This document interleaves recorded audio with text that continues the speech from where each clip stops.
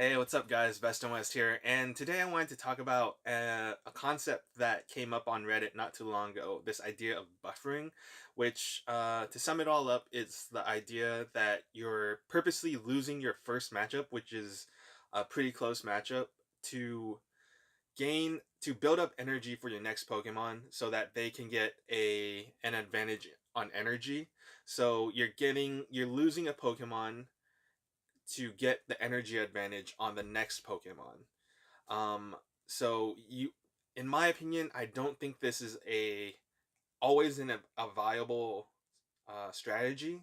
There's too many unknowns when you're doing this. Now, if you know exactly what your opponent is doing, then this is totally like you can kind of plan this. But without knowing what your opponent is using, it's really hard to plan for what kind of Pokemon gonna use, what kind of charge move they're gonna use. And let me show you. And in this video, I'm gonna show you what I mean.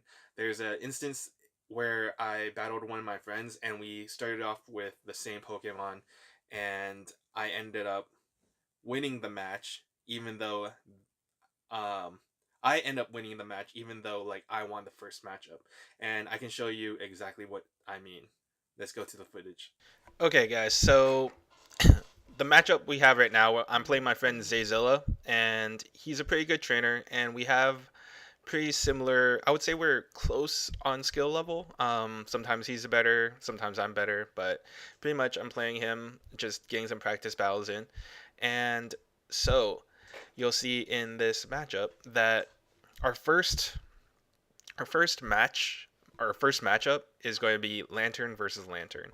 And this is something that you guys might see because Lantern's a really good lead.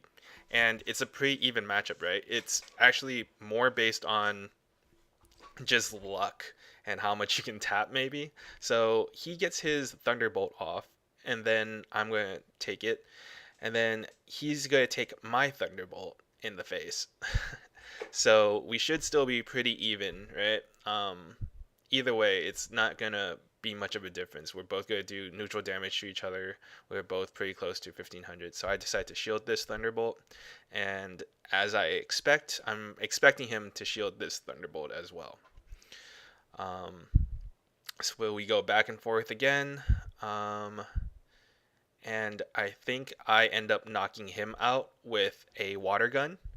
But as you can see, I have very little health left. And so I use Thunderbolt right away. It's not going to do much damage to him, and he's going to knock me out with his Bomb and Snow, right? Now, this is where I think the idea of buffering doesn't work. So I knew what Pokemon he had, and I switched to his direct counter.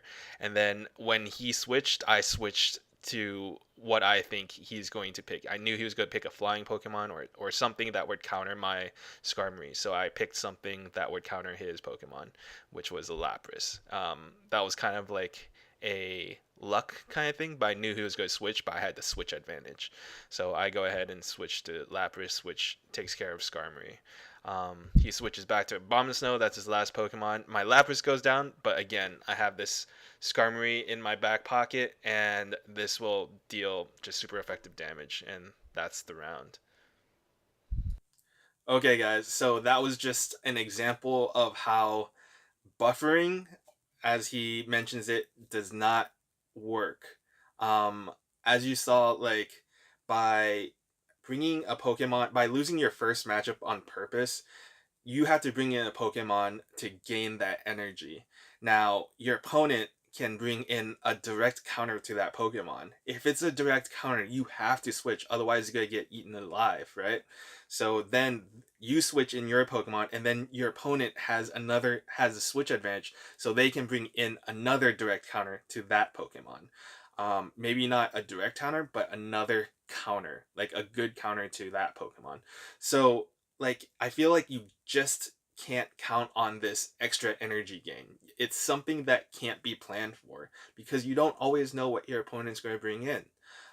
So in my opinion, this is not a viable strategy to use in competitive play.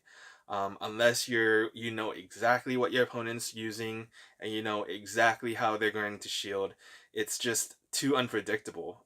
There's too many variables, and you kind of just have to play the best that you can and think about switch strategy more than like energy gain, because you can't always assume that the next Pokemon that your opponent's bringing in is going to be the same Pokemon or on the same level as the Pokemon that you're going to be bringing in second. But yeah, that's just my opinion.